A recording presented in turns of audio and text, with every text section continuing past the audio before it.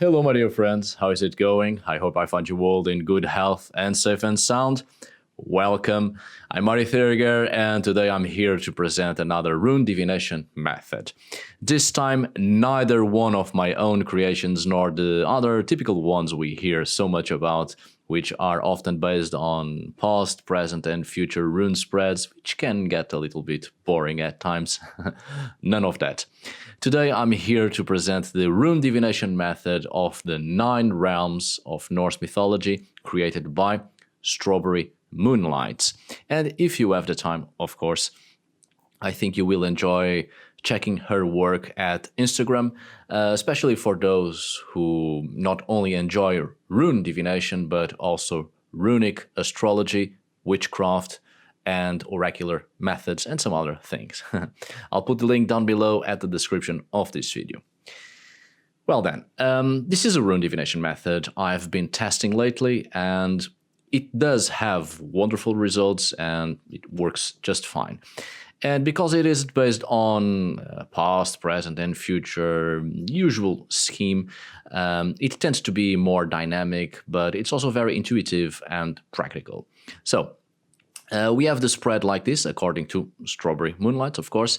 Right in the middle, it represents Midgard. And I better take my hands off the screen and better just show you the positions and each equivalent realm of Norse mythology, right? So, as I said, right in the middle, Midgard represents the self and the mundane.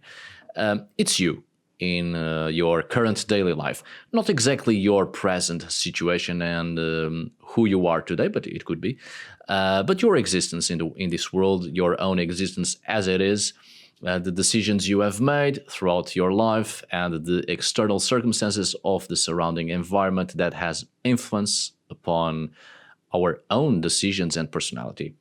I mean, we seldom have an introspective approach, which should be essential to get to know our own selves and well, what has influenced us, how we have come to be, what has built our character, our true essence, the core of our very existence as individuals.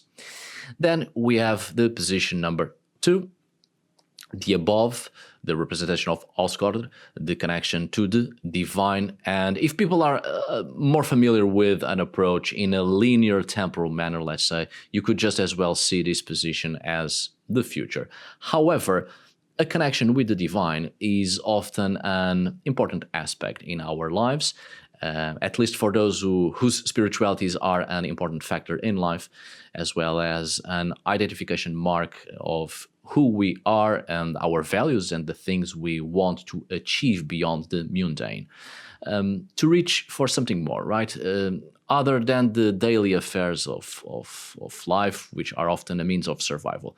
Survival must not just be turned to the body, but also to the spirit, to feel good on a metaphysical level. For many people, spirituality can be an anchor that keeps us grounded in times of great turmoil, and a path of freedom that allows us to evolve on a psychological level as well, especially in the way we perceive ourselves, in the way we perceive others, and in the ways we perceive the world and how to approach everything that surrounds us in the best way possible in order to minimize as much harm and damage as possible. In other words, spirituality can indeed be a path that helps us to make life and this world a little bit more pleasant and bearable. Whatever your perception on what may constitute the divine and what is divine and sacred, at the end of the day, our endeavors towards such conceptions and towards our spiritual experiences often have a very significant and palpable effect on us. It's good to know where we stand and what we want to achieve with our spiritualities, and what better path to take in order to lead us to achieve not much what we want, right, but perhaps a lot more what we need. And speaking of the future, we can also see the third position as another temporal existence, which is the past, hell, Helheim in this case, representing the below, the connection to the ancestors. Therefore, the past that led us here. There are sadly many romantic views on the ancestors, which is something I have talked about here before on other videos, especially in my White Wand series, but that is something you can check if you are interested in such subjects concerning traditional folk magic with an animistic approach. Well, be that as it may, the ancestors do play an important part in our lives, especially spiritually speaking, right? They are not just that glamorous romantic group of people we make them to be in our heads when we want to feel special and somehow legitimize something. Just as the goddess Hel herself is, let's say, a wonderful goddess to work with in terms of past traumas, the ancestors too have their own traumas which are often passed down to us, and we carry community and ancestral trauma with us. But we can also carry the trauma given to us by the people we have met in the past, by the people who are responsible for our upbringing, right? Working with the ancestors is often brutal, and many times it touches on traumatic aspects of our own individual existence, but also the family and community traumas that have influenced our character and our worldviews and perspective reality, or our perspective and the perceptive reality, right? So it is a hard journey, and we often have absolutely no idea where to start. And this is why it is important to have an introspective approach and to truly know ourselves and what has built our character and perception and personality. So in a way, it's like going to therapy, and we are often confronted with the darkest aspects of our past, and it is hard, it hurts. There's discomfort in facing the hard truths of who we are and what led us here. But there are mechanisms to deal with it. There are ways that help us to face trauma. And even though there might not be a true healing, sometimes hope is not lost, because there's ways we can minimize the deep trauma that affects our lives. In this position, we are faced with the information necessary to deal with the past, right? And this will lead you to the fourth position, Niflheim, your biggest fears and what's being repressed. Now, trauma does have a way to hide things, which is a mechanism of survival and helps us to keep going. Yet, what is often hidden in the subconscious obviously troubles us in very real ways. We are not able to identify the source of our anxiety and discomfort and sudden sorrow even. So how deep does it go? How deep do we have to go? The darkest and coldest parts of the self where we find ourselves alone.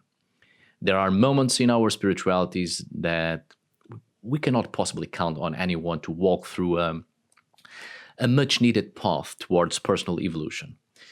There are paths we have to indeed walk them alone to find our hidden strength, but to also find out that in the most desperate and hard moments, we can in fact rely on our strength to solve problems and to face our fears. We can surround ourselves with those who can help us in many different ways, and indeed we should accept help because it can minimize much of the trouble and the hard aspects of our lives, because it is exhausting to constantly be on survival mode, and we do need a reprieve. However, certain moments of our life have to be faced alone, as no one can help us and no one can truly leave our hardships for us. It's important to find that inner strength. It's important to be faced with a great challenge and be able to be victorious. This builds a sense of self-reliance. This builds trust in ourselves. This can even make us more apt to deal with others and perhaps even help others in their own path and create a community. Experiencing a solitary path of darkness where we can only rely on ourselves can either throw us off balance or can rise us up. Now, knowing ourselves can be quite a challenge, right? But Facing the deepest fears hidden in the unconscious is truly terrifying, but a necessary path. But not everything has to be a constant, desperate struggle, mind you, obviously not. There are many things in life we should allow ourselves to enjoy. So, position number 5 is Muspelheim, which brings the fire that lights up our spirit and brightens our mind. It represents what drives and motivates you, what fuels you and your passions, the things we live for, the things that give meaning to our life. Instead of wasting time chasing the meaning of life, we simply live and make meaning with the things that give us joy. We find passion and follow that passion, and keep going after the things that fuel up our passion. Life can also be full of pleasant moments and wonderful surprises and new opportunities. There might indeed be moments of struggle and moments to delve into the depths of the self in order to find what keeps us from reaching the light, but such hard effort isn't forever, and there is time and space for such ventures. In between moments, we keep feeding our mind, heart, and soul with the things that give us joy and help us to carry on. It's like having a delicious meal in the company of those we love the most, after a session of therapy that has touched on the points that hurt us the most. There must be moments of joy and moments to make new and wonderful memories, which will overlap the most difficult ones to deal with. And in time, more pleasant memories will take the space of harder ones. As such, you need to nurture what helps you to grow, and that is in position number 6, Vanaheim. What needs to be nurtured in order to grow. The most fragile sapling can grow into a mighty tree. Seek out what needs to be taken care of, and sometimes it's quite simple yet hard and complex at the same time, because sometimes what needs to be nurtured, obviously, is you. It's not just about inner work and the external things that influence you. Building self-confidence and self-love by understanding what triggers you, what are the origins of the things that trouble you the most, in combination with the things that give you joy and help you to overcome or to minimize the things that trouble you. In the middle, you find the balance, you find yourself, right? You find your potential, you find out that you can trust your instincts, you gain experience. Life is as much as an experimental journey as it can also be a great blessing or a curse. Experience doesn't just build character and finding out ways to keep on fighting against the most gloomy aspects of life, right? It can be turned around. Doesn't always have to be a fight, but instead a pursuit, let's say, right? Finding out ways to keep on walking towards the opposite direction, towards joy and happiness and pleasure. When you find the fire that lights up your passion, you nurture it. You keep feeding it. It will get brighter, stronger, more ardent, warmer. Of course, there's always obstacles, and to deny such obstacles is to deny reality, is to deny the things that keep us on our feet and help us to grow.